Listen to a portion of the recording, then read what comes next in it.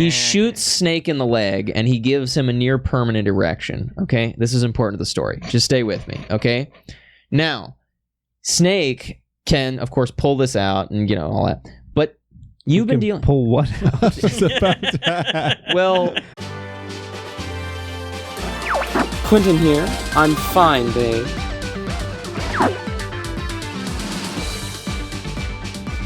This is Ethan. I'm gonna go. Don't worry, Devin's here. This is Ty. Let's rock and roll!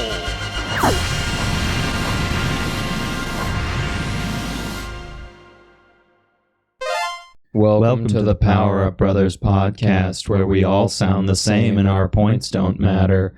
Will you come play with us? Okay, we almost had it. You were doing so well in the practice. Will you come play with us? See, we didn't practice that part. That's yeah, why. we didn't. Yeah, welcome to the podcast, guys. Today's episode is brought to you by the beard emoji, because most people in this room have one. Yeah. Mine's horrible. Yeah, but you do have one. Mine's horrible. And so does producer Harrison. Hey! He's there. Sorry, audio listeners. And he has a beard. That definitely peaked. Yeah, that definitely peaked. He's also one of the rabbits from Raving Rabbits today. Yes. I take offense to that. Yeah. Oh, That's your favorite game series. That's Rabbits. Rabbits. Yes. And Rabbits. Kings swap the hat. What are those guys? The teensies. The teensies. Yeah. Who's the guy with the floating hands? The Rayman. No one remembers that character. No, he's in a Rabbids game. I was gonna say I don't know who he is, but I know he's not in Smash Brothers. No, yeah, Rayman is in Spyro territory now. People look at him and go, "Oh, Rabbids, man!" Like no, he's not, because Spyro had a remake. I was gonna say, Spyro's had came a game back. in the last 5 Spyro years. had games. Harrison's been here many times, but now he's our producer for the first time. How's it feel? It hasn't been the first time, but hasn't been the first time. You did. I mean, last few times you were a guest.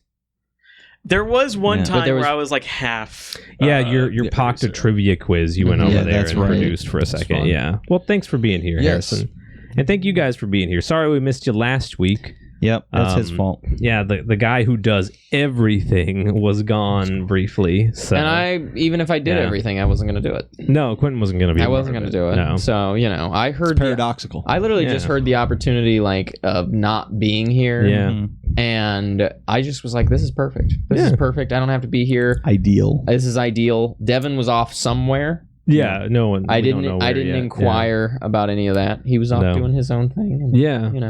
And, So, because I've been gone so long, I'm very curious. What you been playing? Nope. All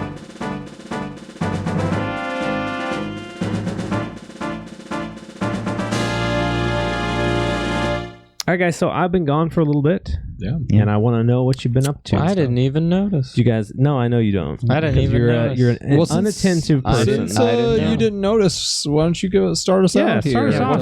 What have you been Mr. playing? Sweaters? Been playing the Mr. Rogers game? Doesn't even zip up. You're a fake Mr. Rogers. There's no zipper on here.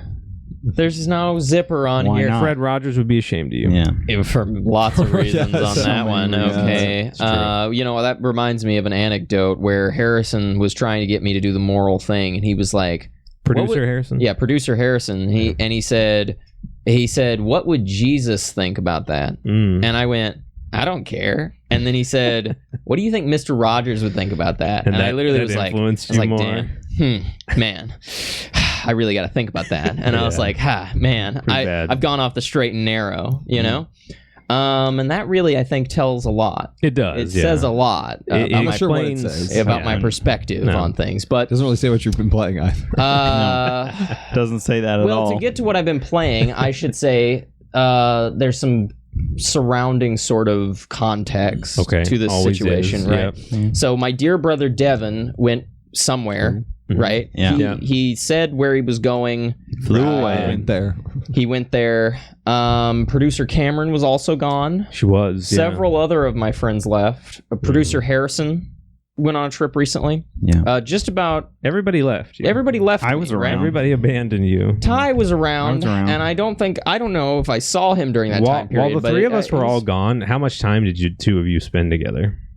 I don't think we saw each other. I don't. Maybe a day. Ty and Ethan live together. That's kind of weird.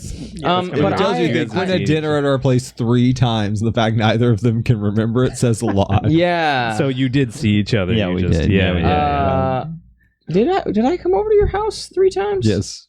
Yep. 3? Impromptu once. You're a big baby who can't not be without people. Well, I was around people every day. We all I'm not saying, I was around people every day. I didn't remember that I was at his place. You attended a going away party. I knew that I was at your place the one time, but that's not going away dinner. But yeah, I remember I went over to your place that one time. You got lunch with Luke, and then you came over and had dinner, and then I had you over just for dinner, just the 2 of us. Oh yeah, I have no memory of any of this. I don't remember. Do you remember of what you've been playing? We didn't play any video games during it, so I'm not sure why we're talking about it. That has to be established here. Okay. While this was all going on, between my lapses in memory, I read several novels. Great. Okay. And a memoir. Right. Welcome to the Novel Brothers podcast. Yeah.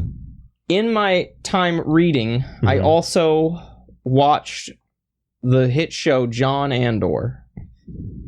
John Andor. It's the Star like a Wars Stalinist kind of thing, you know. It's about Joseph Stalin and how he's a thug, but we all love him, right? Because he's handsome. That's Joseph Stalin. Yeah, right? That's the Stalin show. Yeah. He's handsome, but he's a thug, and we all love him, right? Yeah. And it was good, and I enjoyed it. Yeah. I also watched The Golden Girls, right? And B. Arthur. You know, we've talked about this. B. Arthur really, right? You know, so have we talked about this since we left the morgue?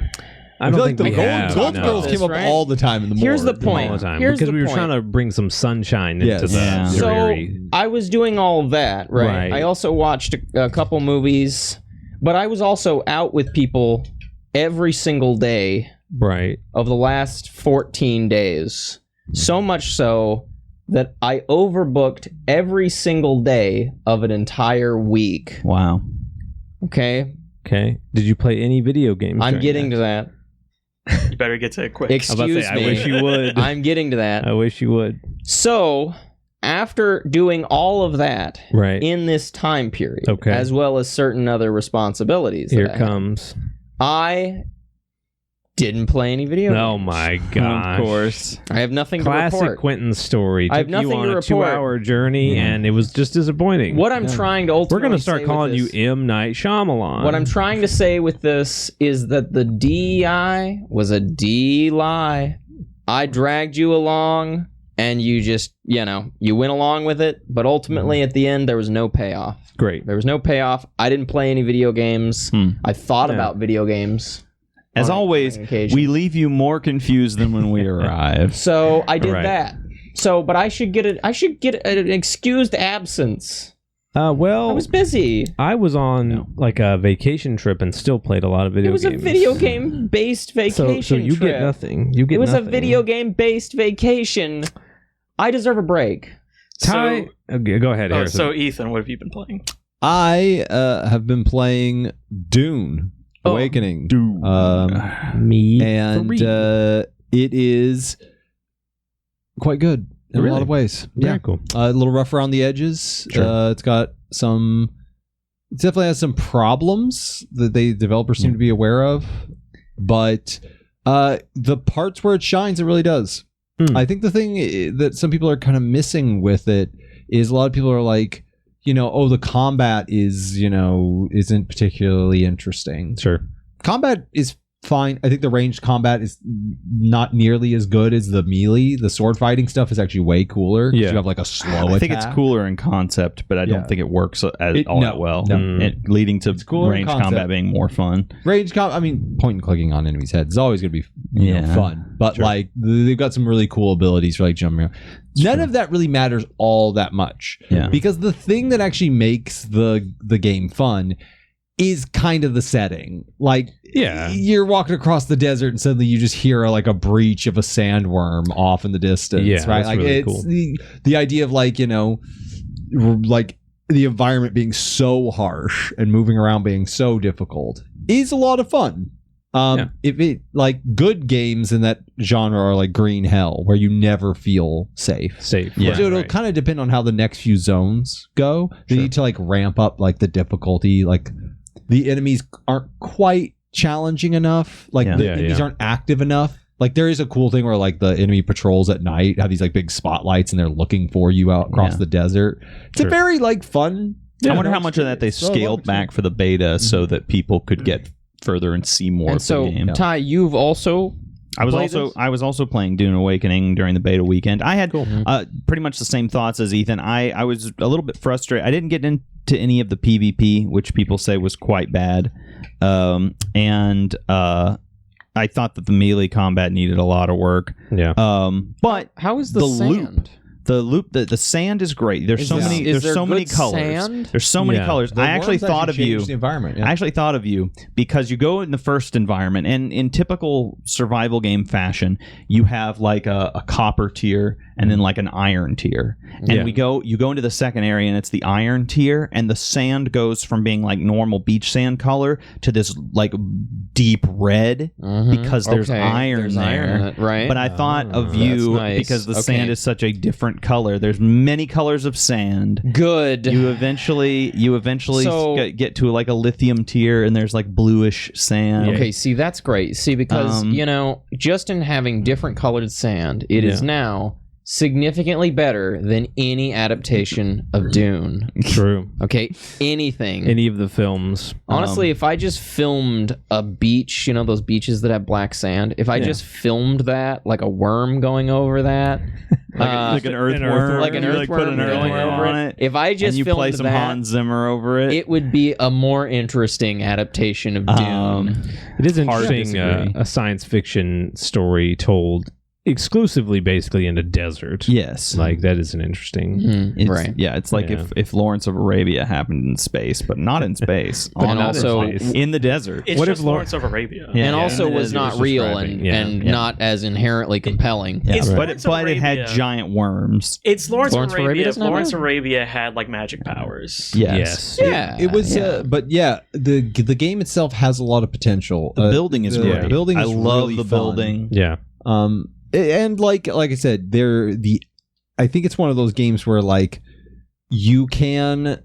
It doesn't punish you enough for staying still and like getting too much momentum. Yeah, that's a little bit of a problem. We were playing it, just over the beta weekend, and so we were moving fast. The faster you move, the more fun you have. Yes. Don't over prepare because you can get stuck in one area just trying to build and prepare for everything. Right. In reality, you're supposed to move a little faster. Enemy pressure would kind of fix that. Like if the enemy patrols were a little more active, you wouldn't be able to prepare as much. But it's a very cool game. The character creator in it it's really good. I think the story was quite engaging. The story was shockingly good too. Really good. Yeah.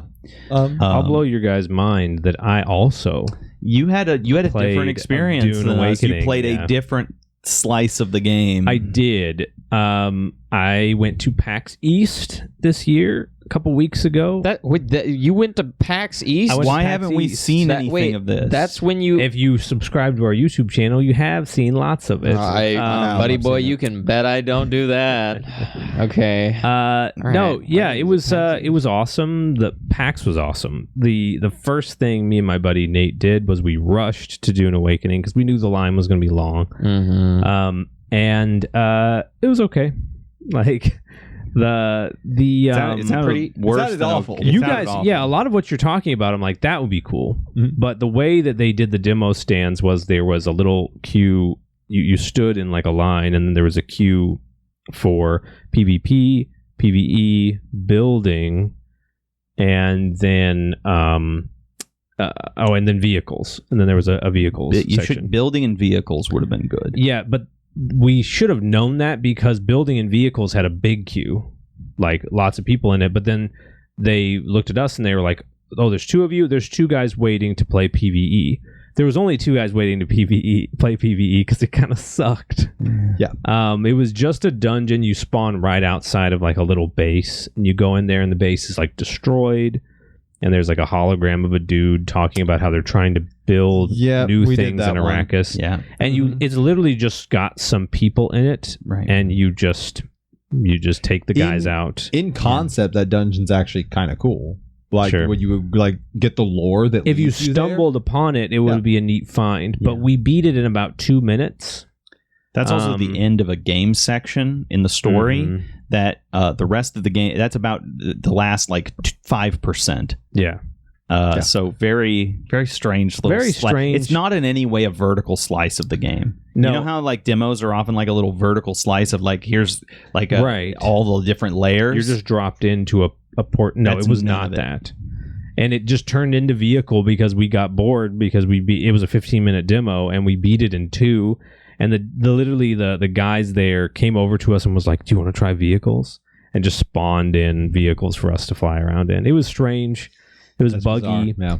Yeah. And honestly, in the moment, we were like, "This is pretty cool. Like that was fun." It wasn't as fun as we thought it was going to be. But then we went and did a bunch of other stuff at PAX that was awesome, and it was ironic walking away because my buddy is a big Dune fan. Was a big Dune fan. No, he whipped out Dune Imperium while we were at the Airbnb, the board game, and we played it together. He's a big Dune fan. Yeah. I barely wrapped my head around that game.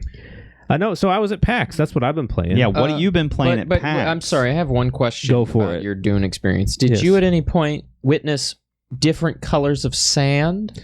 I did, but because of the build we were in, I flew towards it, and then it said server connection error, and my ship crashed. So I couldn't get to it. One of the coolest things that happened while we were playing is we were attacking this little like base. We had like snuck up on it. We had blown some stuff up. And while we're standing there, sometimes you can see like prison ships moving through the sky. Yeah, right? yeah. Like, so one of them just gets hit by a rocket from off screen. Oh. Like if we're just watching it, it just crashes in the sand.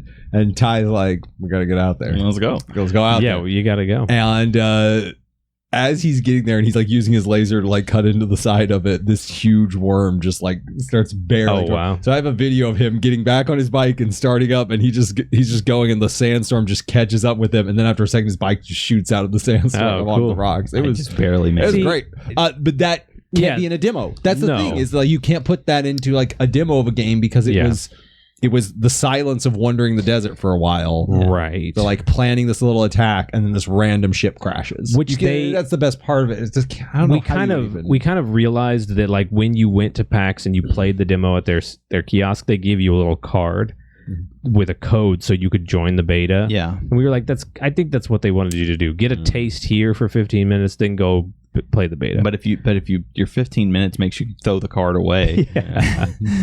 No, I am curious how many people like just played that demo and what really for me overshadowed it was right after that I walked over to the Marvelous Xseed booth. They had a really nice little setup where they were demoing, let's see, 1, 2, 3, 4. They were demoing 4 games. And the 2 I recognized were Story of Seasons Grand Bazaar, which I called it Harvest Moon Grand Bazaar when I was standing there. And the employees there are not PAX employees. They are from Xseed and Marvelous. And the guy was like, "You just said the ex-wife's name." And I was like, oops, yeah, okay, sorry. No, I knew about those games, but then there was another game that immediately caught my 1990s brain because it looks like an old N64, more like a PS1 game with those sort of like low poly, but then kind of like the Mega Man Legends, like real pixelated, bright, polygons that aren't quite touching kind of look. It was called The Big Catch. And it was incredible. Yeah. It was like, it feels like, honestly, it caught my eye because it looks like that early platformer stuff, but it feels like a Dreamcast game. Because that like, it's hard to describe the feel of it, but like Nights into Dreams, is that what it's called? Nights into Dreams? Yeah. That sort of like Sega, I can't put my finger on it. You know what I'm talking about though. The feel of like especially early Dreamcast games. Yeah. Sega Saturn games. They had that sort of feel to them. And this game just like oozed that. It's sort of like not unnerving, but like it's not over the top positive like Nintendo. It's not colorful in the same way as Nintendo. Yeah. It has that sort of like off shade look to it. Yeah. It's incredible. The physics in the game are amazing. The platform. It's the Dawn Bluth to their There Disney. you go. Thank you. That's the perfect way to say it. Yeah, it's incredible. You play as like a fisherman, but it's like a 3D platformer. And if you think of like the stars in Mario are like these little fish that have legs that like run away from you when you try to catch them, but then they run out of stamina and then you catch them and reel them It's a little in. Ape Escape-esque too. It is very Ape Escape-esque, yeah. It was super good. It was I'm very meticulous. I love 3D platformers, but I'm very meticulous. Like, you automatically fall out of the range of like 8 out of 10 if you have a double jump, because I'm just like, oh, you weren't confident in your game, so you gave it a little padding to be like, oh, I don't want to make this. I don't want to design these levels. If you miss, just jump again. It's why Mario will never do it. Sonic does do it sometimes. Is the homing attack really a double jump? No, not really, but I'll give him a pass on that one. You got like the spark and Sonic 3. That's a power double up, jump. Yeah, but that's like a power. It's actually not a great. There is I mean, how do we classify a double jump? Because I mean, you can technically jump twice in some Mario games by doing movement tech. No, not movement tech, as in what I call the invisible platform jump, where you jump and then it's as though there's another invisible platform. Bouncing off of Cappy doesn't count. I was about to say, Mario Odyssey does have a double jump. It's just that invisible platform is visible. So Mario Odyssey is a great example. If you throw something. Cappy, you stall, and then you can dive, but you can't actually go up much He means further. just pressing jump, and then in the air, you press jump again, you do the exact same thing. With Mario, you have to platformers move do space that. to get the second jump. So yeah. Anyways, it was fantastic. It turns out Marvelous is just producing the game. It's being made by like 3 people. Wow. Yeah. Pretty incredible. Cool. The demo that they've had a demo on Steam for a while, but the demo that was at PAX was much more open. It wasn't like an instructional one. That's the one that I played. It was incredible. Huh. The whole Marvelous booth was really good.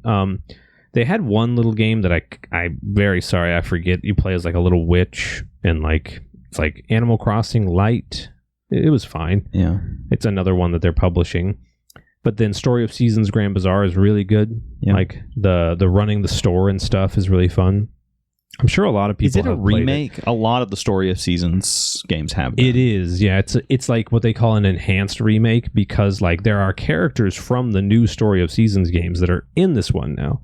But the base game is a remake of Harvest Moon Grand Bazaar on the DS. Oh, okay. So it's the same DS concept. game. You have like the story, the like scenarios the same. Yeah. You still like farm and then run a shop, and there's like a shop mini game where you have to like sell to people and stuff. It was fun. It was really fun. Mm-hmm. And then Rune Factory was really good. You guys are both Rune Factory people. Oh, yeah, big Rune Factory. Super good. They were like, do you want to do the farming one or the action demo? Mm-hmm. And I was like, I just played Story of Seasons, so give me that action demo. And it was good. It was very good. We were almost every game at PAX was running on these really nice Razer PCs. Mm-hmm. And so everything like Harvest Moon was running, or I said the ex-wife's name again. Rune Factory was running at like 90 frames per second and stuff. Nice. So that, I will say, that does sort of like, it is interesting that when you sit down to play these games, a lot of times they were running on really powerful PCs. Yeah. So it definitely adds to your experience. They really want you to have a good time. Yeah. I'm sort of like, is it on PS5 or like Switch 2? Is it gonna have this 90 frames? Like, I don't know, but it looks great. I don't know. Did you ever have party members in Rune Factory, that like people that came with you? So you had animal companions that could fight, and then I think in Oceans you might have something more, but yeah. I'm not sure.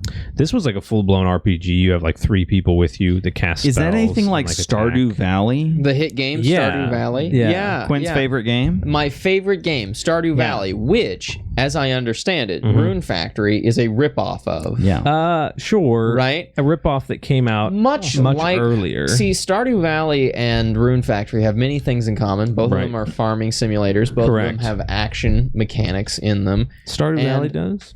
Stardew Valley does. Oh. And Stardew Valley and Rune Factory, of course, have characters in them. Correct. And though they're different, they are both terrible. Oh, They're both terrible. I see. I will say Different that ways, though. at certain, we did talk about Stardew Valley while I was playing Story of Seasons, me and one of the developers.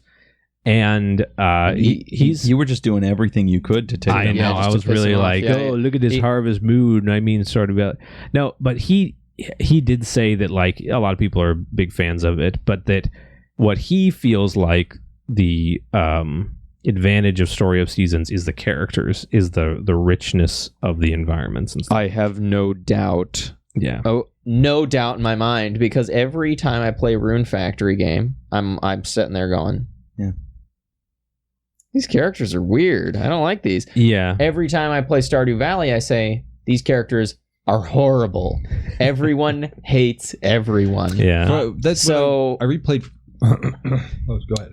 Oh, I was just gonna say I like Stardew Valley, but yeah, the oh, characters are awful. The characters are awful. Thank goodness we have someone Yeah, who likes I Stardew enjoy Stardew Valley, finally. but when I replayed Rune Factory Frontiers a couple months ago, man, that did strike me as that like Really? some of those characters are real good. Some of them are real good. Yeah, like they have a team of like writers when I that played create these through characters. Yeah. Stardew Valley, it's like there is like a little bit of more of like a lower stakes to One the character. dude It is very making comfortable everything. to be like, well, this Yeah. character doesn't have like a deep backstory. They're just like kind of like a person you would run Yeah, into. yeah. And so, it's a different flavor. so Yeah. Story of Seasons Mhm. is Rune Factory. No.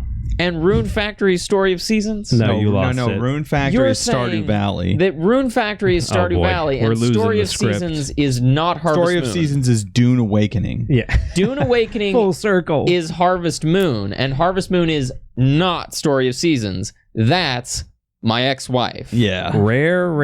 No, we're not going rare, there. No, rare, not rare.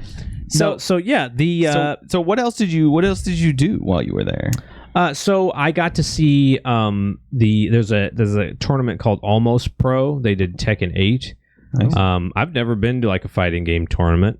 I got to see what's his name? He was on G4 for a spell. Austin Creed, aka whatever his name is, I don't know. He's a content creator. He was there. I saw TK Breezy, one of my favorite Smash commentators. He was commentating the Tekken tournament. That was cool. Now, To see those people like in 3D and like to see the other side of those streams that you watch, like the commentators, you're like walking around. And when I first heard him, he was commentating a little like side tournament of Power Stone 2 to promote the new Capcom fighting game collection.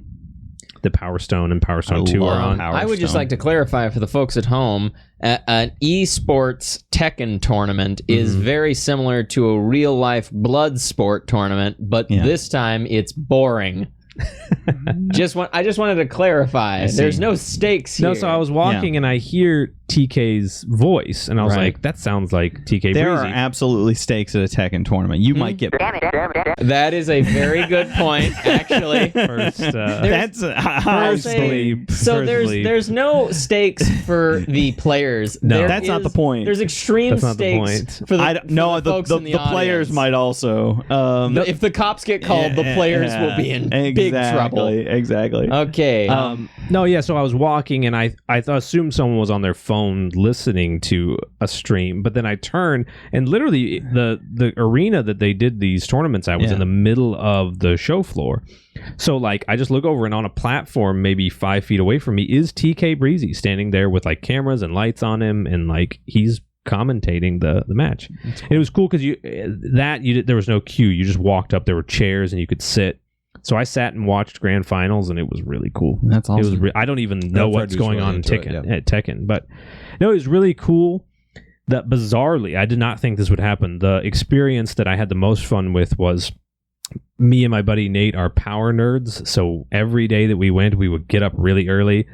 We would walk down to the convention center, and then we would just be right there with the other nerds in line to get in first thing and do a bunch of stuff. But our wives are much more reasonable and saints for going with us because they basically just took us to PAX. Like Mom's taking you to the mall. They made sure to pack you a little lunch. monkey. They did actually bring us food and stuff. Yeah, this is the equivalent. This is the equivalent of your mom taking you to. Yeah, it was very sweet. Absolutely. So they would roll in like at a reasonable time, like 11. But what we decided to do for them is they both like Pokemon, and we found out that the Pokemon card game line actually moves quickly. And they give you a free Pokemon pin and a free demo deck that I got right there. Nice. And you get to the whole experience is that you and 3 other people, usually strangers, but because there was a group of 4, we got to do it. They show you how to play Pokemon the card game. I was like, I've never played it, so that'd be cool to learn. So we literally, just the 4 of us, we all played. I played against my wife, Rachel. Nate played his wife, and like, it was fun. It was really fun. Very cool. So does that mean that you can play Pokemon the card game with me? I can now, yeah. If you wanted to. And I'll probably be better than you because I've done it Almost once certainly. now.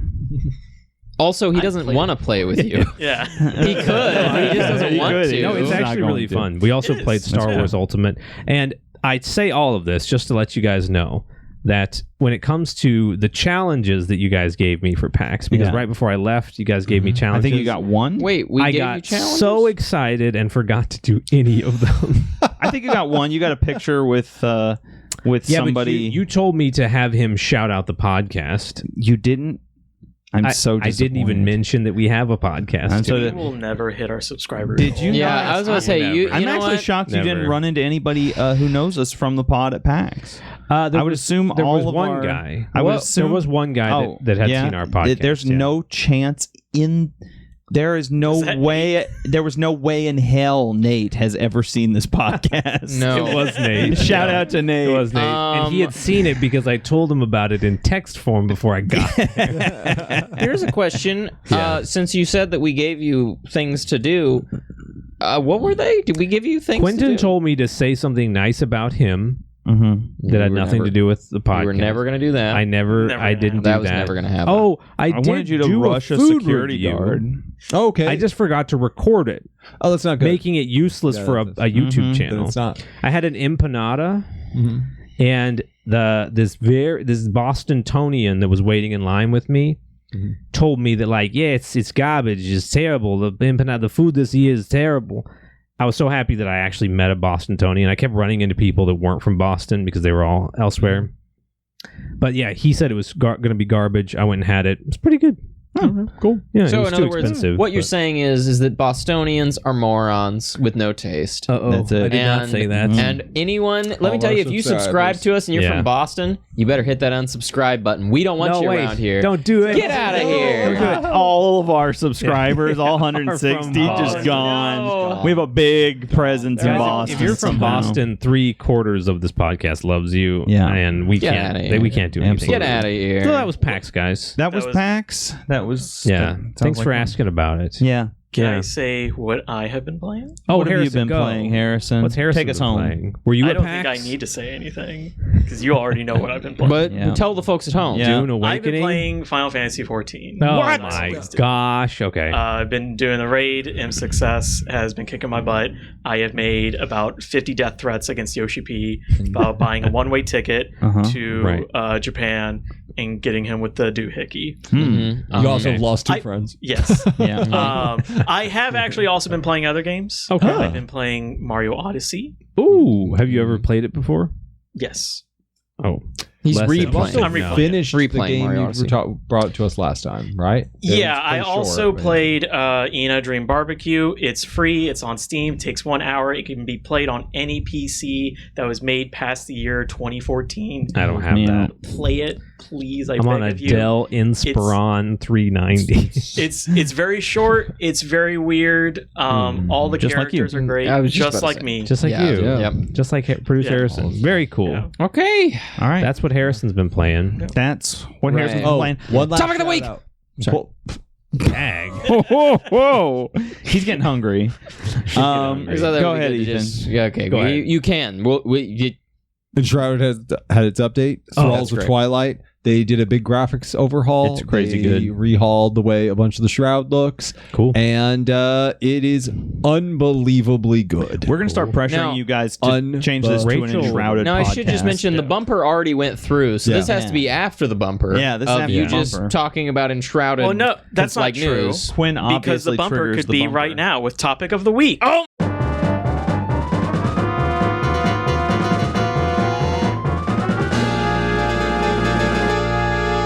Not video. Topic games. of the week. Hey, look at this.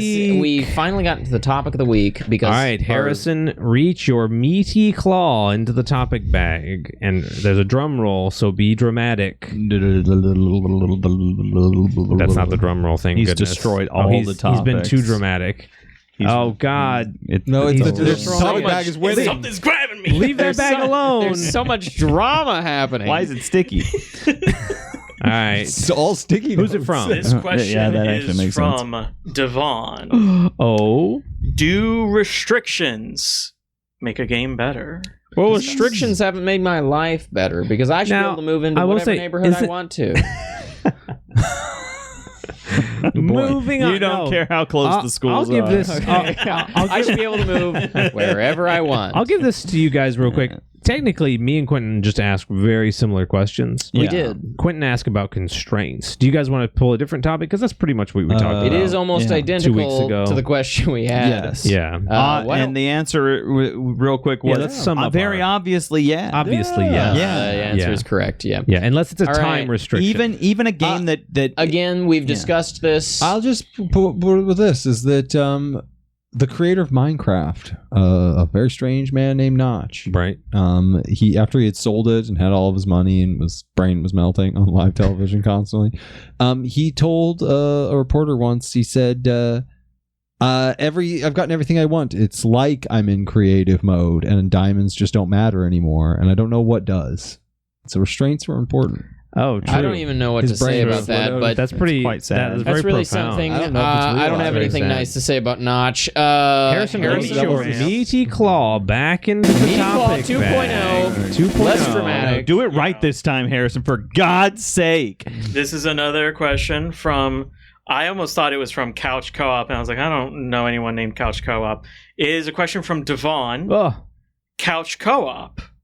The ways it's superior to online play. Yeah, in what way is it not? I was just about to say Yeah. that. Is there a way that it is? No, I'm a big fan of online games, but like there is something because I very- gotta say, online games are vastly more popular than couch co-op. Of course, games. because no one has this. All right, we are 5 people in a room, yeah, in the same room. Mhm. Like that, there's a 6th person around. Except here for somewhere. Harrison, who's in Yes. Singapore. Yeah, except for Harrison, he's actually I'm being cutting green back. screened in. Yeah. Yes. I Also, believe Harrison they- is not a worst person. green screen. Made that Um, illegal? legally, They made it illegal for 5 people. We're currently breaking the law. correct. Yeah. right, right. We're way over this building's But you're- occupancy code. but you're I do Um, think we right. probably are. Well, No, but yeah, like nobody has that. No. But there is a tactile nature to being in the same room with somebody, to being able to punch them when Yeah. they beat you, or when they do something wrong. Now there are limitations. You're obviously putting the game on a single screen, and that's going to limit it. Yeah, but I Yeah. almost wonder if that like let's be honest, and I'm going to ask you But too because that I kind already of ties know. in with the earlier question. Do those restrictions Right. make the game more fun? So that's what I already know what Harrison's answer would be. So I'm not going to ask him this question. Okay. I don't care what his answer would be because I already know it. But like the two of you played Final Fantasy 14 very much in depth, Yeah, and you guys had a lot of fun. it was It's a pretty very close fun- to a couch co-op game because he was not far. Yeah, right. But I'm sure you guys had a lot of fun. But Yeah. has anything in that game ever reached the heights of Final Fantasy Crystal Chronicles on the GameCube? The sheer heights of of casting Blizzard and Fire at the same time to create gravity, and like you finally got the timing down with your 11-year-old brother, No, and you're so proud of it. I have never felt like, in terms of my enjoyment, maybe it did, but I've never felt like I was the co-op elements of the game were as beneficial as Crystal Chronicles was. Yeah. Right. Well, yeah. I mean, here's my thing. At first, I thought, while there is a big advantage for online gaming, which is that I don't want to go to your house. Right. Yeah. Right. Yeah. I don't want to go to your. Advantages. I don't want to go to your house. Which you do every week. If I go, thank you. My point is that I'm here under protest. Right. So, if it's like, oh, you got to play video games. But then I thought, no, that's not right. Well, yes, being in the comfort of your own home, it's situated where you've got your own fridge there and everything, and it's all more comfortable. No, I'm going to say that that's not it. Because when you're playing online, more of the operative focus here is on video games, which are terrible. Almost all the time, unless you want to play GoldenEye online. Okay, which you can now on your Nintendo Switch system. That wasn't what I meant, but yes, you can. Yeah, exactly. If you want to play GoldenEye with me, sure, online, I'd probably enjoy that. If you want to play Crystal Chronicles online, not the port, but the the good one, emulated. The emulated online is maybe really good. That might be the only way we ever get to properly play Crystal Chronicles. Right. But my point is, it's not going to happen. It's not going to happen. But my point is that sure, those older games. If you said, come to my home, so as a social event, if you have affection for other human beings, then the social event takes precedence here over the video game. You can play a pretty mid video game. And if you're doing so with a group of people that you like to be around, and you're having snacks and drinks, and you're all having fun, that's different, okay? Having drinks with the boys while playing Smash Bros is better than just playing Smash Bros. Oh, absolutely. So online games, the main issue here is there's too much focus on the game. So the social aspect is degraded so heavily. I am one of those accursed people who plays Dungeons and Dragons, but is forever forced to be the DM. I run a fairly big table. And sometimes we play online if we can't all meet up. But when we all meet up, we have an actual table me and my friend have made that has a big screen in it. So like I project the maps up onto that, move the tokens around on that, so everyone can just like see it in the middle. Yeah. But then everyone can also have it up on their phones at the same time if they want to see something else or look at details. But when we play online, I don't have to do any of that. Like they all have it up on their monitors, and it's way easier to DM online. Sure. Way easier. The game just moves faster. It's easier to keep track of things. But all being there is the couch co-op equivalent. Yeah. And the difference is like the players who aren't actively taking their turn are way more engaged in person. And in online, they might be doing something else. They might be kind of a little distracted. Right. Or even if they're not, they just don't feel as present. Because you're not as present. You're literally in a different place. Yeah, because if you were to speak up, it would like literally deafen the DM from hearing. Yeah. Whereas when they're all in the room together, like some people are like talking about what's going on. And you can, obviously I can hear them. We're all sitting at the same table, but it's easier to project for the person who's talking to me, project their voice at me. Sure. And it winds up being this like crazy experience to have everybody in that room playing. Yeah. And it winds up being really good. Like we all kind of thought we wouldn't have any fun playing online. We're like, oh no, you don't get anything out of it. And then we all played like a couple of sessions online while a couple people in the party were sick and the rest of us couldn't make it. We had a blast. It was still fun. Yeah. It's still good. We still, like we play like our one shots all online. But being in the room is really different. And so I think the same thing happens when you're playing couch co-op games, is that like it's not necessarily the way the game interacts being as different. There are some games I think it is easier, like there's a game Children of Morta, which it's a little like almost like it's a tabletop game. It's a video game. It's like it's almost like Gauntlet, right? Like you got your little characters you pick, and it doesn't need split screen when you do multiplayer, obviously, right? Like Four Swords Adventures or Crystal Chronicles, and it's like it's a little easier to just coordinate the actual game when you're sitting there, like you said. There's elements that it becomes easier to game like with split screen, right? But it becomes too much about the game.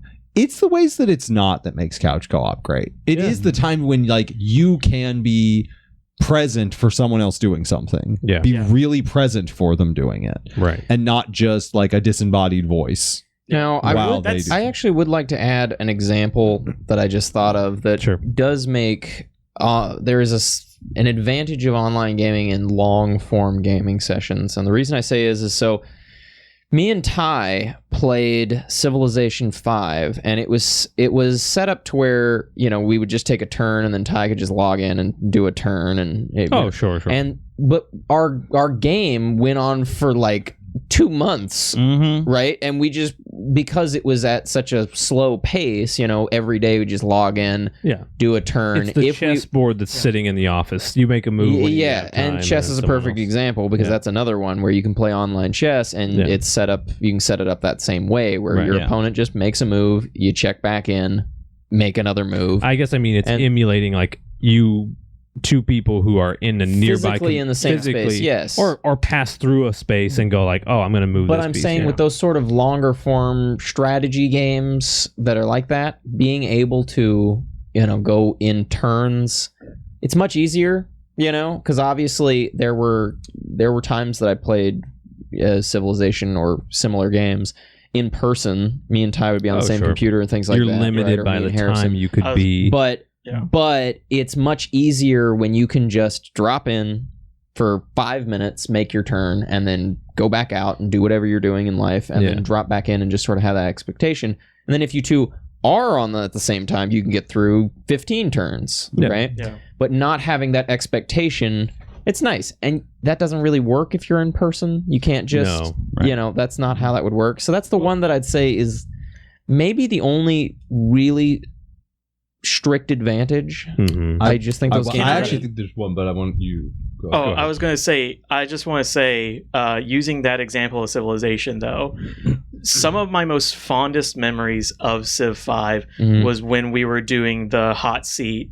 Me, you, and Ty in the apartment. Up until like 1 a.m. just losing our minds. Which is over Genghis Khan's Eternal Empire, which will last forever. We've talked a lot about the social element of it, that obviously when you're in person, like if you're on a headset playing Mario Kart with people, it's fun. But when you're on a full couch and you could just glance at their screen and see what's going on, that's a whole element to it that changes. But I also want to talk about the fact that, like, I also think that game design changes a lot when, like, there's the concept of parallel play. Like yesterday, Rachel wanted to play Fortnite, and so I hopped on because they're doing like a Star Wars thing. She was like, you should come play Fortnite with me. And so we played it, and Fortnite is very much like, there's a team aspect in the sense that you're like, it's a shooter and you're covering each other and stuff, but it's very parallel play. Like, I'm my character doing my thing, Rachel's her character doing the same thing, and you're like working in that direction.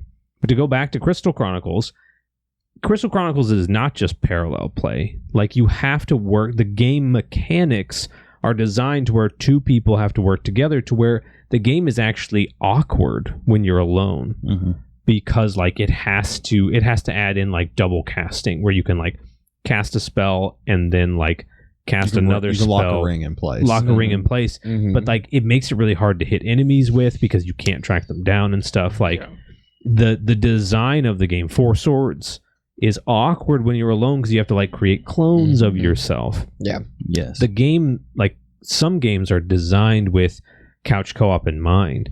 Absolutely. There's a reverse though too. Because some games are designed for you not to be in the same room. Absolutely. Lethal Company is a great game. Phenomenal game. And one of the best parts of it is it has proximity chat. One of the coolest things I remember playing was like, one time we were playing and Ty walks off into the other room talking, and I hear his voice for a second, and then I just hear a noise. I go over to the other room and I'm like calling for him, looking around, and then, because this was a mod, I don't know if they ever added it in, but I don't remember. I hear him talking, and he comes walking through a door, and he stops and just looks at me. I'm like, Ty, come on, we gotta. What happened? He just stands there, and he like raises his hand, and starts to walk toward, because he's actually a mimic. And we had a mod where it talked with recorded sound clips and then plays it back. Terrifying. It was horrifying. I don't like that. It was pure terror. Ooh. Yeah. The walkie-talkies like fuzzing out when someone dies while they're talking to you. Yeah. And the idea of like sometimes you're just hearing the weird music and sound effects. And you're like, where is everybody? And you think you might be dead, and then suddenly your whole team just runs up, like all talking to you, and you hear those familiar voices again. There are times when they intentionally make a game to not be online. A lot of online games fall into that category, right? And I was thinking about the other day, Sea of Thieves. One of my favorite things about Sea of Thieves is that it falls into that category of parallel play.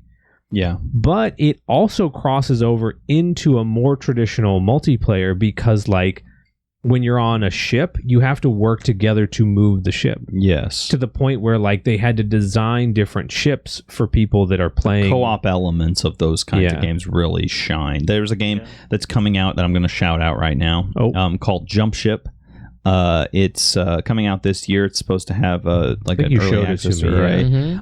And it's specifically like for the longest time they were thinking that there's not going to be a way to play this game solo. Now they kind of have said that we've got a working system where you can play it solo, but you have to all operate the ship together, and that's designed for this kind of integrated co-op play. Sea of Thieves in space. I did. Yeah, I was like very Sea of Thieves-esque in space. Very easy to jump in and just play. Yeah. And so sometimes games are designed around each player being fully autonomous and being able to do different tasks in different parts of the ship or different areas. Sure. And that's harder to do in a couch co-op because you got to game. split the screen 4 ways. Exactly. Yeah. If I can make one more, if I can make one point, and then maybe we can move on. Sure. Is going along with like what you all have been saying, especially Devin's point about parallel play. There are some games that benefit more from couch co-op, and some that do benefit more from online. Like by their design, yeah. Like Minecraft, I don't want to play Minecraft couch co-op because like it's parallel play. Like you may not be doing the same thing as like other people. Sure. You may be going off and like mining while they're building the base. But then like Smash Brothers, like you want that to be couch co-op. You do not want that to be online Smash Bros. If you've played it, not the same. It's not the same as like being able to like punch your brother right next to you when they do something cheeky. I feel the same way about Mario Kart. One last thing I'd like to talk about on this is there's kind of a dead branch on this tree.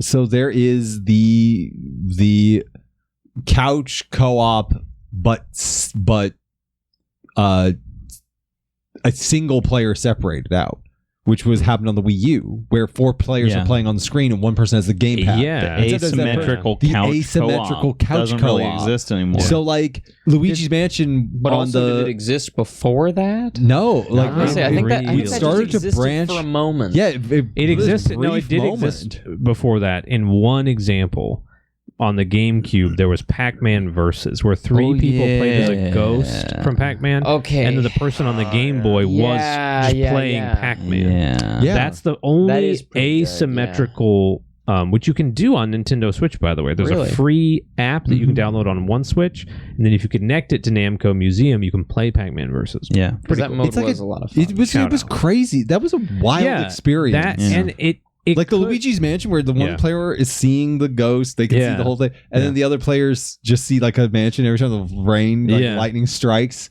Like, I remember one time we had like a big house party with a lot of people, right? And they were and everyone there were like non-video game fans watching it, you know, like who just like scream when the ghost walked past like one of the windows because it was such a cool idea. Yeah, you all know the one guy over there is doing all of this on this gamepad. It was really wild. The one feature that's coming out soon that's got me excited that kind of thing could come back is game share on the Switch 2. I'm really glad they're bringing that back. That you can especially because it works with Switch 1, it works with the original Switch, is that like Split Fiction is a new game from the creators of, which we got to talk about that if we're talking about couch co-op in 2025. Absolutely. The guy who made It Takes Two and another game like some Prison Break game back in the day. He's the guy who comes on the Game Awards. He's like Italian, and he's always saying the F-bomb every 5 seconds. I love that guy. Yeah, he's making a game called Split Fiction that's coming to the Switch too. Yeah.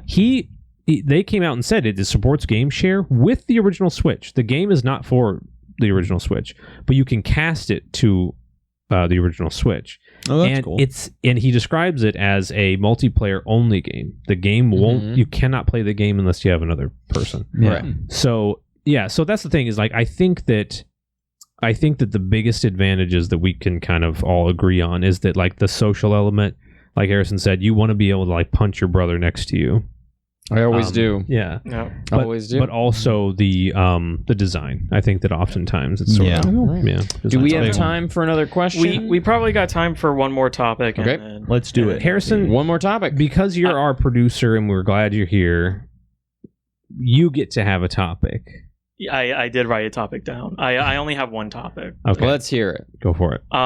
When a game incorporates game mechanics into the narrative. Ooh, Oh, terrible topic. hey. Let's move on. That's a from cool that. I don't wanna topic. talk It's about too bad that. that's never happened. Games I haven't. No, I'm Let just me kidding. explain something. All I'm going to say So- right now, this is perfect. Go Thank for you. it. Thank Go you so for it. much. Yeah. Oh, here it comes. Hideo Kojima, Yep. Metal Gear Solid, End it Death quick. Stranding, Thanks for being here, Joe guys. Biden, Goodbye. DEI, Die Hard Man, DEI Man. DEI Hardman. DEI hard, man. Makes me hard, Doesn't- man. So, Okay. Horrifying. the Go for king, the queen, the they, them of incorporating game mechanics into the narrative Yeah. is a little Mr. Man person called Hideo Kojima. Okay. Every single game that Hideo Kojima has ever made Yeah. incorporates some sort of physical mechanic into this narrative. So where does the line stop? Is it like the ocarina playing from Ocarina of Time counts? I mean, kind of. Harrison, this is your point. So does that count? It's more so like when okay, so like the example that I'm thinking of Okay. Mhm. is well there's two examples that I was thinking of when I made that question in mind. Yeah. One is Undertale. In Undertale, like the characters explicitly like mention like levels and like say like the spoiler alert for a 10-year-old game.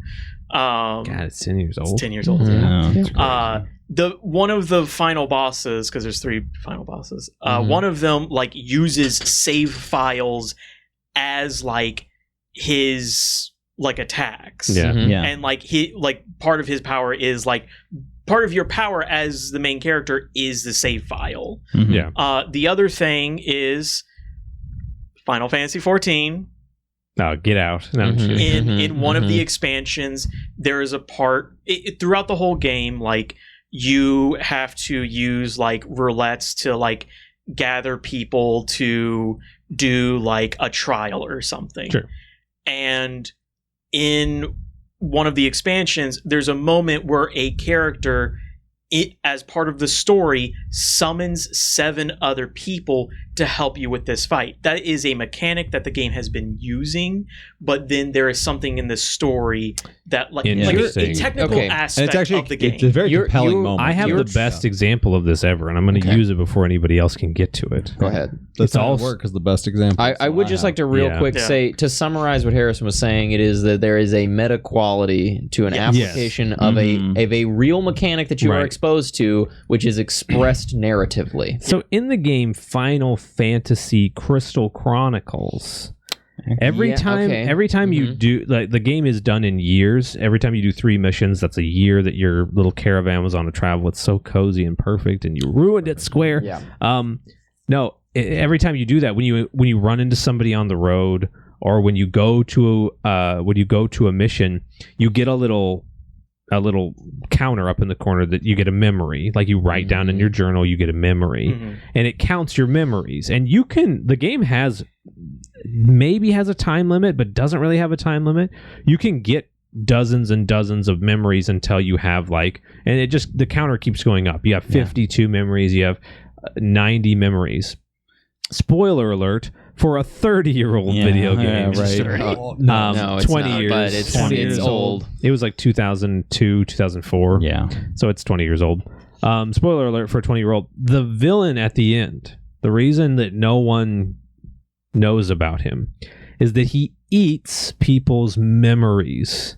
So when you go fight him, you don't have a health bar. Yeah. Your health bar is the memories that you've been collecting. You can see them coming out, and he has a move near the end where he sucks them all in, and you're down to one memory, and your one memory is your hometown. Yeah. That's all you remember. That's how the journey started. Is where you came from, and if you don't beat him in that one moment, everything you've done so far, you'll forget. And be like, you run into so many characters in the game. You don't even notice it at first. That can't remember anything about their life. Yeah. They remember very little, or they have like a false memory. And it's because they were all people that encountered this guy and had their memories taken from them. So you think great. of it as just like a collector's You thing. think of it just like every other journal, Every and other game. every other item. The game's pure Kino. It And if you is. haven't played It Final is. Fantasy Crystal Chronicles, Sorry to spoil That it. is a emulate great it. It's example really of good. that. Here's the time. Okay, now you skipped to here and you didn't spoil the game. right. Metal Gear Solid, every single entry, okay? But Right. one of my favorites is that in Metal Gear Solid 3, Right. you have been eating various things to keep yourself Do you alive. mean Metal Gear Solid Delta? Metal Gear Solid 3, Snake Eater, Right. okay? But no snakes get eaten in this game. They don't. You can eat a snake, and there's some implications that some snake gets eaten. Can Can you snake get eaten by a crocodile? Yes. Can you feed Snake on a bite. tree frog? You can, and that is actually going to be narratively important to my story and also to the story of Metal Gear Solid 3. Okay. Here's go the for it. point. Yeah. You go and fight this guy. He's a creepy dude. He Mhm. climbs trees. He has a little crossbow. He's a scary guy. He's the fear. Okay. Okay. And That's what he's called, the fear. He's the fear, yeah. He has a Brazilian tarantula like venom coating on his He has how many On his- tarantulas? a Brazilian of them. Oh, whoa. It's overrun. He shoots Snake in the leg and he gives him a near permanent erection. Okay, this is important to the story. Just stay with me. Okay, now Snake can of course pull this out and all that, but you've been dealing. Pull what out? Well, the Two arrow. things. The game. Okay. Konami said no to anything Please else. be more specific. So he pulls it out. He whips it right out. Right. Yeah, the arrow. The arrow. So he out. whips it right out. Okay, go for it. And then Please this continue. boss fight begins. Right. Oh, yeah. Now you're hungry. This is the way You it got to goes. eat, but you notice that this guy will steal your food. If you get your food dropped like a ration, What a little guy. this guy will steal it. Because the thing about this The guy fear is will steal it. this dude is hungry. The fear is. Yeah, because his stamina bar it goes down. He wants food. He needs to eat. Right. Sure. Don't we all? You can find Right in now. that area poison tree frogs. Uh-huh. If you kill a poison tree frog, you know that he is hungry and he'll eat anything he can get his hands on. Okay. If you trick him into eating poison tree frogs, he, like most people, dies. This is Kojima Right. saying they know that they have to eat in the game, right? Yeah. What if he had to eat in the game? And if you eat a poison tree frog in real life, you will die. Therefore, shouldn't this boss die? True. Brilliant. And that is but one example of this Is the guy application. dead for the rest of the game? Yeah, Like, he explodes. he explodes. He explodes. That He was the literally exploding he tree frog. hangs from a tree and then says "fear" and then explodes. Yeah. I think. I mean, the just real, everywhere. Disclaimer: I if you think- eat a poison tree frog, you will not explode. I think the You'll real just die. meta gaming where the narrative and the gameplay come into contact is how much Kojima tells us about his life. Yes. The fear is the Yeah. only thing that gives Snake an erection. Yep. That is correct. That is correct. Yeah, He's telling us a whole bunch about Kojima. Yeah. Yeah. I mean, In the game, it's Lord. true. Mechanic. I mean, it's true. With the mechanic. True. I think there's There's two so for me. much. One is pretty small. Is that in Azure Striker Gunvolt, really cool game by the creator of Mega Man. Yep. There's this really cool mechanic, a really cool part of the story that this one character has this alter ego, which is why the villains are after her. And this alter ego, it's like power that it has is this like voice that can give like incredible abilities to the people that she chooses. And if you die in the game, if you lose life, there's a random chance that like she'll like call you back with like all of your energy at max. You can infinitely jump. You can like you never run out of your stamina bar for like until like her song like ends. It's kind of cool. It's a little weebish, but it's kind of sure. I remember one time I was in this thing where like the water is rising and you're having to do this like jumping puzzle, and I like messed it up and I fell down and I died, and then suddenly the screen just like came back and I could just mash the jump button, so I just like rocketed right out of it. It was a very cool way of like incorporating this character to make her like feel more present, even though it like kind of breaks all of the rules of the game for a little bit. Right.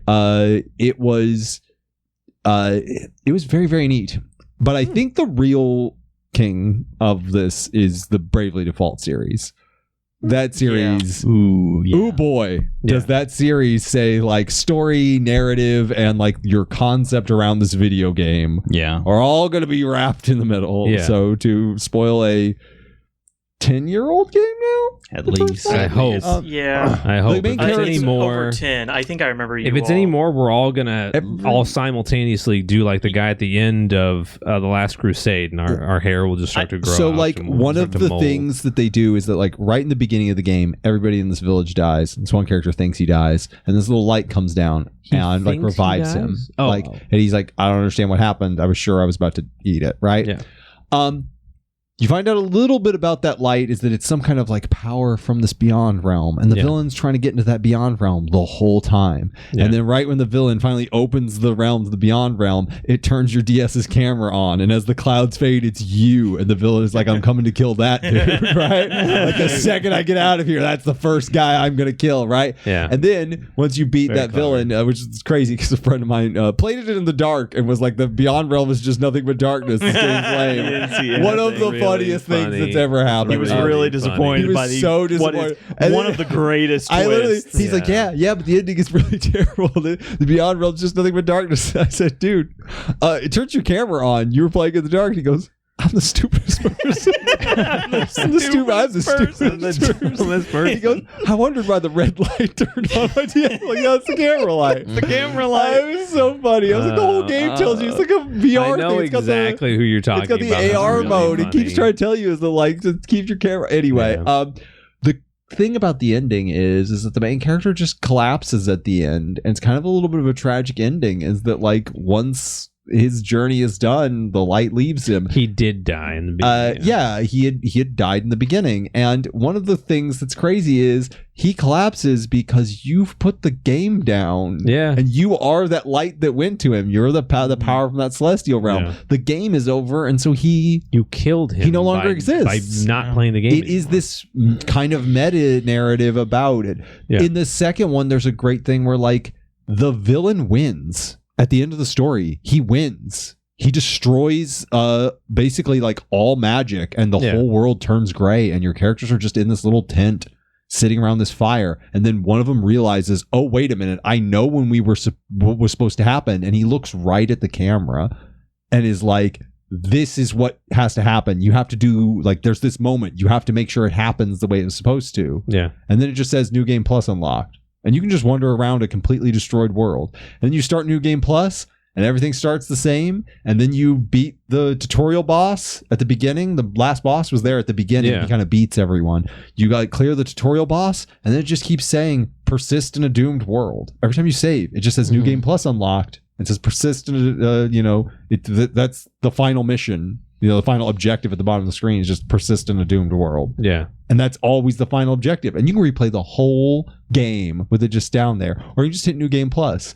And eventually when you hit New Game Plus, you notice that the summon icon is now lit up.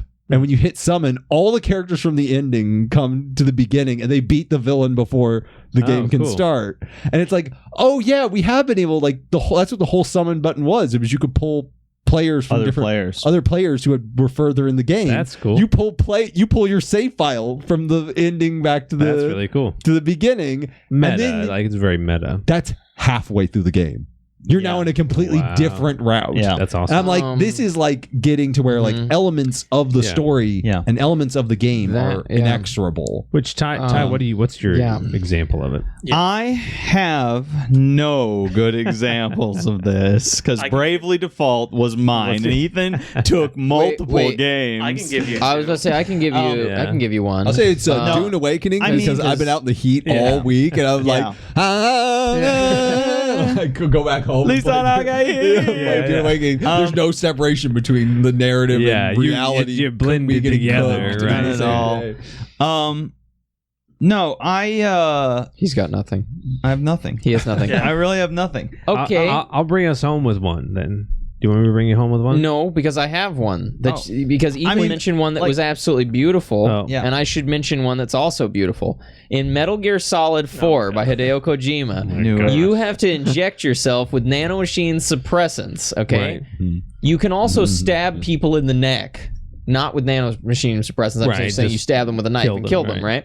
At a certain point, there is an individual who, no matter how many times you stab him in the neck, he will not die because he is an immortal bisexual vampire who is coincidentally named Vamp. It has nothing to do with him being bisexual, to be clear. This is established in the lore. No, it has nothing to do with him being a vampire. It's because he's bisexual. You're right.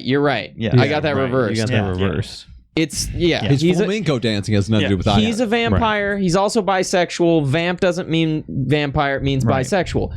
Therefore, you cannot stab him in the neck and kill him. Sure. However, you eventually have to realize that his nanomachines are what make him a vampire. And therefore, by using this little EpiPen that you've been stabbing in your own neck, instead of using a knife to stab him in the neck, you can then turn him straight. No, you can turn him into not a vampire. To a regular man. To a regular He's man. Still vamp. Right. He is still a bisexual man. I said regular. But he's also dead.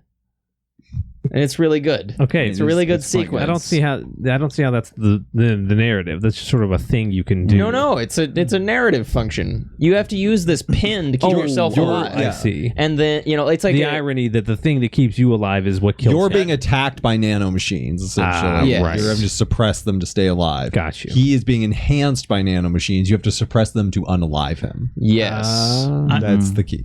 I can probably bring up one more example, and then we should probably move on because it's getting late. Sure. Crisis Core. Final Fantasy VII Crisis Core. The roulette wheel. The roulette wheel at the very end of Sorry, we're spoiling so many 10 years and 20-year-old games. It's kind of hard not to talk about the subject. No, I mean, we can just leave it at that. We can just say to be clear, I have an example. It's just a game that if I even mention that this is a thing, it will be a massive spoiler for people here who I know haven't played it. Spoiler alert. Click here to skip to people in this room. He doesn't want to spoil it. I can't spoil it for everyone in this room. So Devin, you have an example, and that'll be our last one. I'll bring it home. Super Mario Odyssey. In Mario Odyssey, Mario throws his hat onto these like Goombas and stuff, and now he goes and he like controls the Goomba. Right. And you're like, oh, that's horrifying. Yeah. I can't believe that he would just like possess someone and take them over, just throw his hat onto them. Mm-hmm. And yet that's what we do to Mario every game. Oh my God, he's out. That's right. I can't even believe he's out.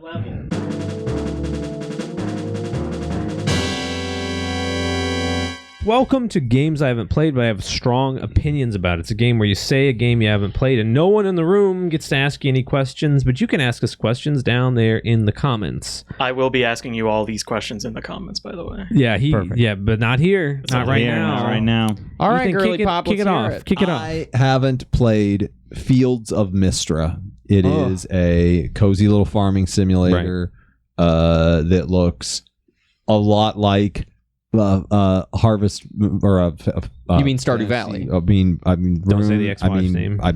It looks a lot like Stardew Valley if it was on the Super Nintendo and then upgraded, on the NES and then upgraded to the Super Nintendo. Like the old Fire Emblem games. Right. It looks a lot like those. Got you. I've seen very little bits of the gameplay, and I've seen some of the artwork, and listen. It's more based. It's gayer. It's more girl popped, right? Right. All these things. It is just the superior farming life simulator. Wow. Okay. That was quite a It's sales so- pitch. It's just everything. That's a strong feeling for once. Harrison already bought it. Not just like something. Harrison already bought that. not just a mild joke. No, Wow. Yeah. It is Very superior. cool. Yeah. Mm-hmm. I have not played Mm-hmm. Metal Gear Solid 3, but after tonight, it sounds real dumb. It sounds real goofy and it sounds real dumb. Yeah. Yeah. Mhm. And I feel strongly that Yeah, that's happening. I can't I ask you any love the questions. game, and I wouldn't disagree. I was gonna say I can't ask any questions, but I can agree. Yeah. I can just agree into the ether. I Here. have never played Tarkov, No one has. That's not real. but my strong opinion is that it is more similar to daily Russian life than most of them would probably want to admit. Oh. Okay. Russian fans in the comments, Okay. let us know if that's Yeah. true. Hop in here. Let me think here. Oh, Game I haven't boy. played. This is always so difficult. There's just so many to choose so I was from. gonna say there's so many. Can I to throw choose one from. at I've you? almost never Yeah, go played ahead. any of them. Have you played Balatro? I can't say that I haven't played Balatro Because then you'd be a Yeah. fraud. because I would be a fraud. you would be a fraudulent So I'm going to man. not answer your question about Balatro on account of previously established Have evidence. you played Wizards 101? Wizards 101? I don't know what it is. All right. Well, how about But- you said Tekken 8 was boring. Have you ever played Tekken 8? I've played Tekken. Have you played Tekken 8? I don't know. Is it a new one? They just came out like This last is my year, so favorite the part answer of is this no. game, where we all try to figure out the game. Here's the quickness. thing about Tekken. Okay, There you go. Tekken. That's 2, right? Tekken. That's 3. We're up to 8 Tekkens. That's Tekken. Right? Right. That was 8 Tekkens, right? That was yeah, 8 yeah. That was 8 Tekkens, Tekkens. I hope You so. did it. I don't Yeah. want to hear that word again. My point is, how many Tekkens can we even get? That's so many. As far as we know, 8. What is a Tekken? Is So that a here's- measurement of something? It's like you tech. Like, oh, he didn't tech. He missed the To tech. Tekken. He's out He's here Tekken. Tekken. He's Is out it here a- Tekken. To Oh. Tekken is to do an act that is Yes. technical. Okay. Right. Every electrician, they're Tekkening. They wake up, they're Do you see- Tekken day and night. They tech when they're Yeah. at work, and then they tech when they're at home. Right. If you're a real gearhead, you're a tinkerer. That is, Tinker. you are You're Tekken. you're Your team. you're tinking, which is a form of Tekkening. This podcast is so stupid. So you're a Tekkener, okay? Thank God nobody gets this far. So I know nobody makes it. This So far, the thank problem- goodness. For all of our fans who don't get to this So the point, see, problem- the total breakdown of every. So of the all- problem I all ultimately entertainment have. breaks down. Right? Yeah. So Go on, please. the problem is that Tekken is as much a game as it is a concept, And a word. and it's a word. right. But the It should- problem it shouldn't is be, but that it is. we know that old Tekken is Tekken and new Mhm. Tekken is not Tekken, Right. No. which is to say Theoretically. that old Tekken was pure yeah. and new Tekken is not. Yeah. And the reason I say is it's similar to using someone's name so much that it starts to sound like somebody else's name. Okay? Like when Where you you- said Tekken so many times. It's lost all meaning. And so, in the same way that a word can lose meaning, Right. in my view, a concept can lose meaning.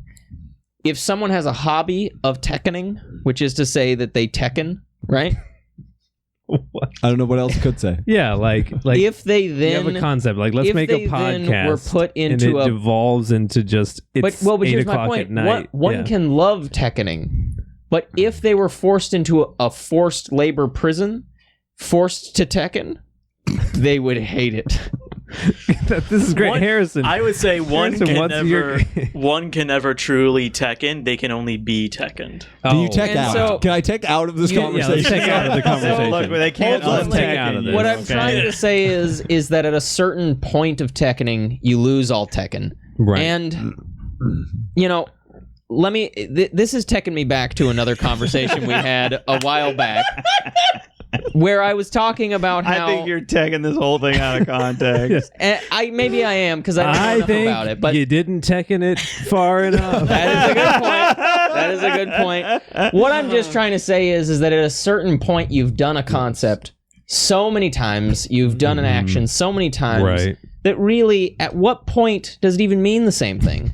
At the beginning of this conversation, 8 minutes ago, at the beginning of this conversation, Tekken meant a video game. Now I don't know what the hell it means. Yeah, no one does. And so the same applies to the video game. I don't know what podcast I'm on anymore. If you told me that Tekken, the original, was a Street Fighter game, and you told me that Tekken 8 was a farming simulator, I couldn't dispute it kind of is, yeah.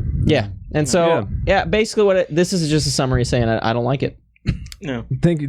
You got to a strong opinion. You did it. Good job. That is my strong opinion. Devin, have you given one yet? I have, yeah. Harrison, take us home. Take us home. Five Nights at Freddy's. Oh. He's looking. Five Nights at Freddy's. He's looking nowhere. Have you ever had like flavored water? Yeah. Sure. Like it's like lemon flavored or like cherry strawberry flavored. like Quentin drinks most podcasts. When you drink it, it tastes like water. But it tastes like water that was shipped in a truck that had a cherry on it at some point. It was near a cherry for a long period of time. Five Nights at Freddy's is a video game that was shipped in a truck that had a book in it, that had a story. It does not have a story, but it has the resemblance. It has the hints of a story. Yes. But it does not have one. Right. That's like the TV show Lost. Wait, is your strong opinion is that it doesn't have one? My strong opinion is that it doesn't have a story. Okay. Markiplier is on his way running to his house right now. Yeah. To kill you. He's going to give me the bite of Give you the bite. Let's put up the Game Theory guy is crashing through Yeah. low But that's orbit. just a theory. Let's put up the list of like popular franchises whose fan bases we've made mad, and let's add Five Nights at. Let's The add entire FNAF. screen is covered. Yeah. Let's say. Yeah. Just tonight, we've added like Tekken, Tarkov, all Yes, Russians. right. Yeah. So there you go. Ethan. Yeah, Ethan's been added to the list. Devin, it's good to have you back. I'm glad to be back, Welcome guys. back. Thanks. Thank I wish you guys you for had stayed being in here. Boston. We wouldn't be doing this anymore. Yeah, well, hey, Boston's too cold for me to ever stay there. Guys, if you're still here, wow. What are you Thank doing? you for being here. It's probably just Stevie and me rewatching the episode. Yeah, I definitely am. Yeah. No, guys, thank you for being here. If you're still here, go down to the comments and say sushi, because that's Type what I sushi. Put a That's beard where we're emoji. going. Yeah, beard emoji sushi. Oh yeah, this episode was brought to you by the beard emoji. Go put a beard emoji. It was brought to you by the beard emoji and the Wolf Den. and the Wolf Den podcast, a real podcast. Friend of the pod, Wolf. Friend of the pod. Love to have you Mr. on. Wolf Den. I now met Bob, Yeah. which means The that tomato. that he might know my name. Did you get him to shout out our podcast? I sure didn't. I wasn't gonna be that guy. He let us down. Bob, if you're here, thanks for being here, Bob. Thanks for watching. Yeah. You're not here, Yeah. Bob. No. He's not here. I wore your shirt, Bob. Can you Someone be might send here? this to you. Yeah, someone. That'd be cool. I don't know. That'd Don't be bother cool. commenting though. I mean, We'll that's- send him. Yeah, You that would can be if weird. you have something to You want say, to. but like That'd be cool. weird. Guys, I thanks don't for worship being an here. algorithm. We'll see you next week. I see ya. Bye-bye. Goodbye. Bye. So everybody. long, my friend. I'll